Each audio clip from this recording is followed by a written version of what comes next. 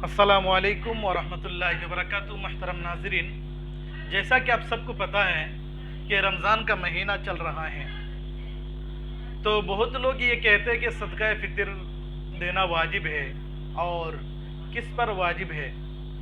इसी तरीके से औरत है, शौहर और औरत है, माली ज़ेवरात यानी बीवी के पास, इस तरह औरतों के पास जो ज़ेवरात है, इस पर सदका फ़ितर वाजिब है या नहीं है।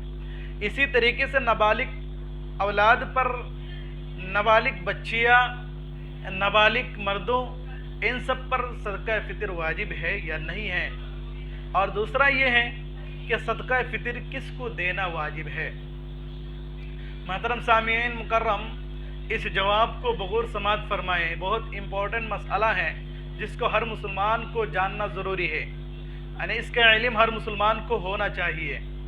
महतरम सामीन मुकर्रम, सबसे पहली बात तो ये है कि सदका फ़ितर किस पर वाजिब है।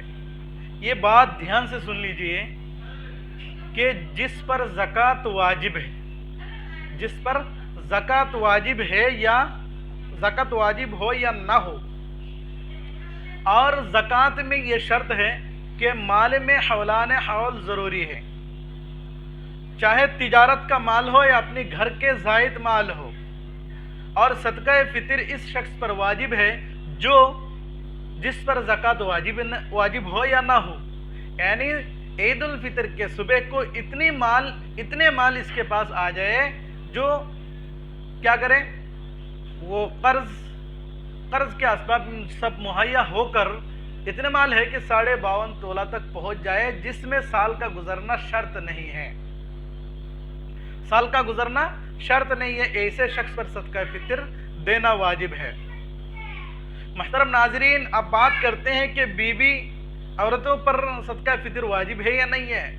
औरतों के पास अगर ज़ेवरात हो, मसलन शौहर से महर की वजह से मिला हो या घर वाले ने दिया हो, तो 52.5 तोला तक अगर पहुंच जाए या इतना माल है इसके पास, तो इन पर सदका फ़ितर वाजिब है। अब बात आते हैं कि औरतों के लिए सदका फ़ितर देना वाजिब नहीं है। इनके शौहर अगर अपनी तरफ से अदा कर दे तो जायज़ है, कोई बात नहीं है। महतरम सामीन मुकर्रम, अब बात आती है कि नाबालिग औलाद के सदका फ़ितर कौन अदा करेगा। नाबालिग औलाद के सदका फ़ितर क्या करेंगे, उनके वालिद साहब या उनके जो जिम्मेदार हैं, ये क्या करेंगे, बड़े भाई या तो अपने बाप अदा कर देंगे, अपनी तरफ से अदा कर देंगे, नाबालिग औलाद की तरफ से अदा कर देंगे वो। तो सदका फ़ितर हर मुसलमान पर वाजिब है जिनके पास ये शराइत पाई जाए, इनके ऊपर क्या है, सदका फ़ितर देना वाजिब है। अब बात आती है किनको सदका फ़ितर देना वाजिब है। जिनके अंदर ये मज़कूरा शराइत ना पाया जाए, तो ऐसे शख्स को मसला फ़कीर, मिस्किन वगैरह को सदका फ़ितर दे सकते हैं। अब एक सवाल बीच में आ गए, सवाल ये है कि मसाजिद में सदका फ़ितर नहीं दे सकते, जायज़ नहीं है।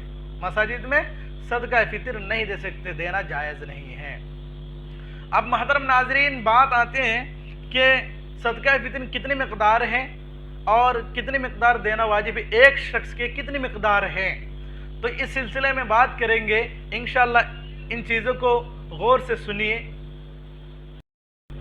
महतरम नाज़रीन, सदका फ़ितर एक सा गंदम, गेहूँ की जो कीमत है, इस कीमत को एक सा गेहूँ की कीमत एक सा कहते हैं, 3.5 किलो गंदम को।